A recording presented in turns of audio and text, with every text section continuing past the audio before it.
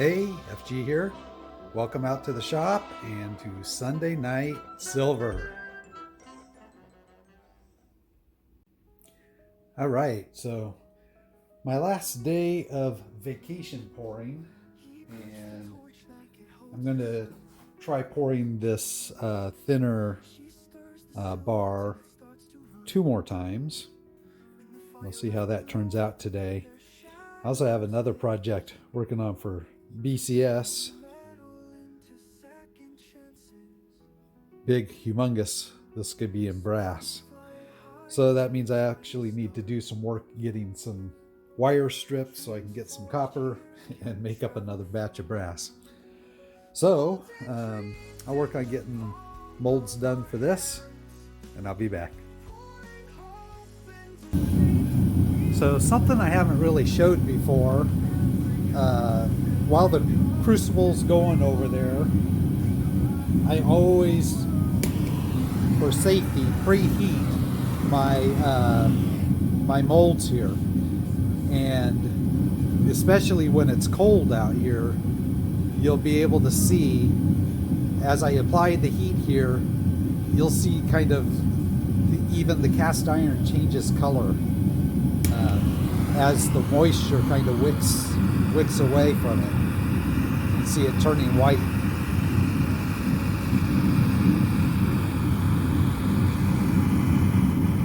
So we really go around and down inside. We want to make sure that there's no moisture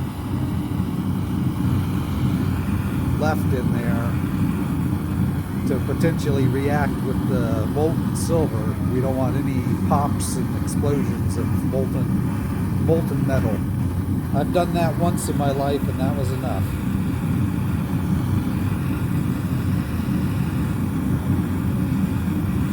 You can see the cast iron change color there.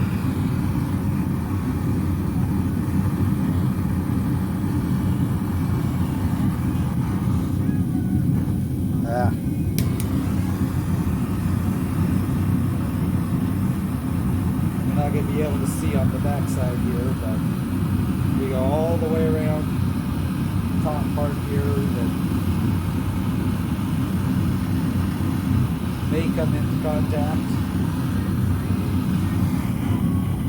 The other thing is it helps prep the mold so that it's not so cold it won't cause the silver to seize quite as fast. So I give it a once over like this.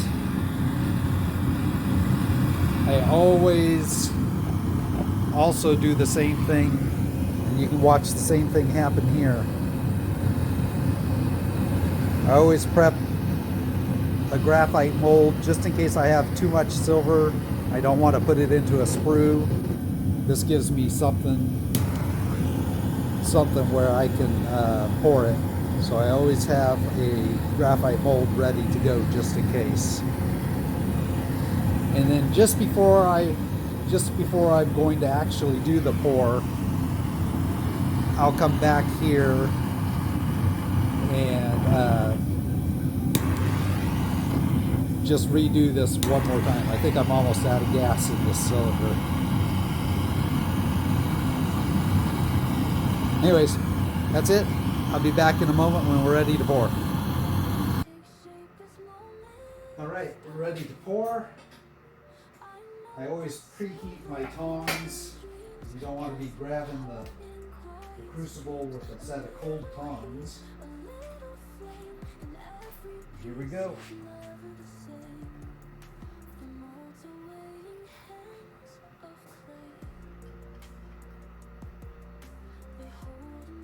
We ended up with just a little bit extra. Putting it into the sprue was fine, so we didn't use the mold.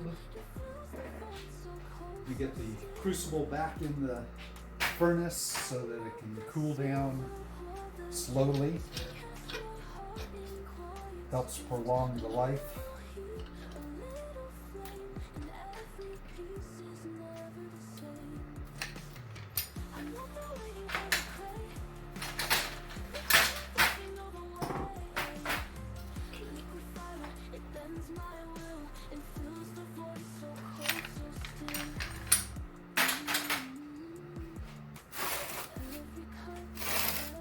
Because I preheated the cast iron, I always leave my gloves on. I don't want to be handling that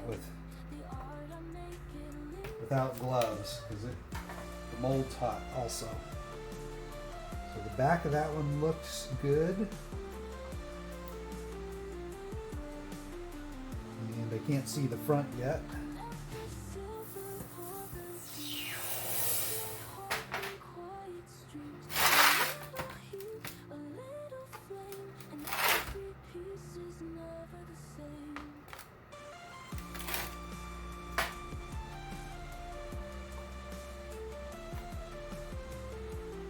Same with that one.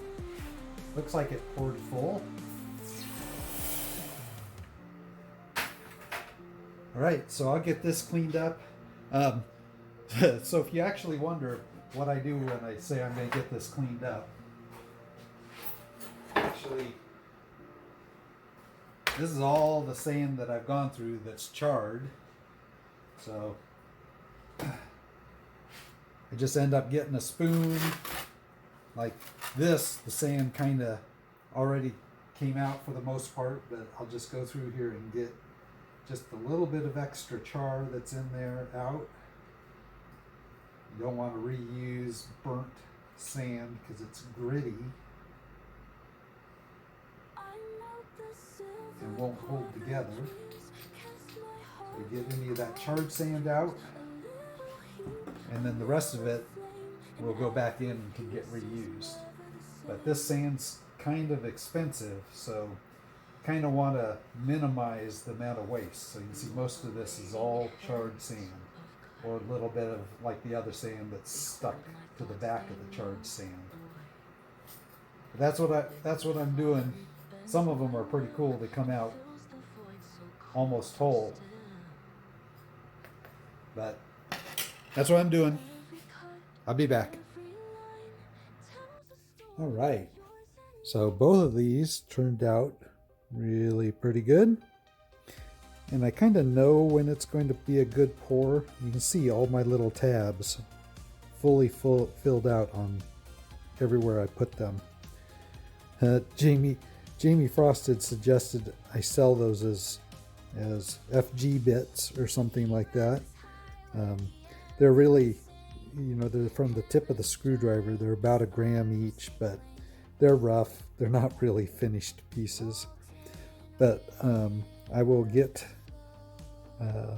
everything taken off of the bars, get them processed and toned up, and I'll be back to show you what they look like at the end.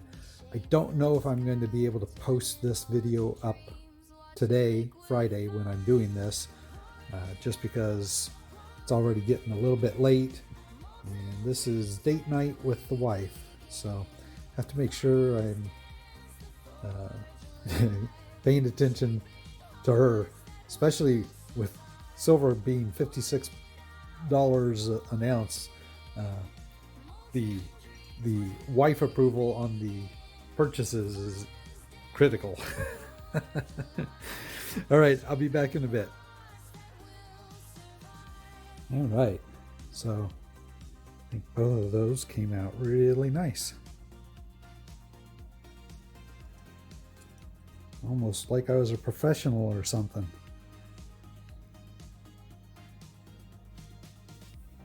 And if you like this one, there's actually a version 2 that's coming.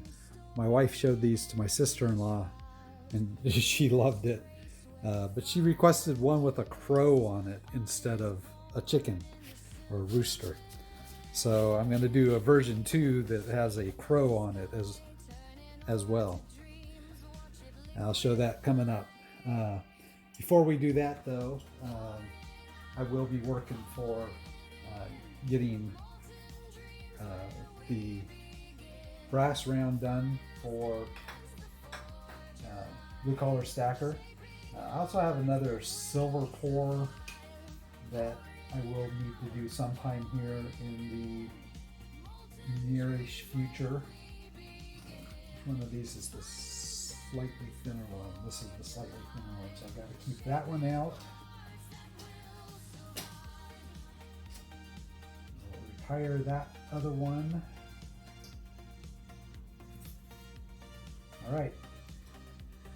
All right, well, I will get these toned up, and I'll see you back in the studio for a final look.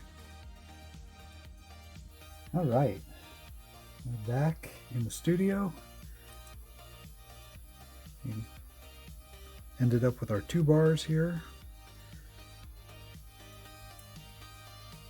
Really think both of them turned out really pretty good. This one has a bit more of the pastel toning going on in the background, but it will also get darker faster.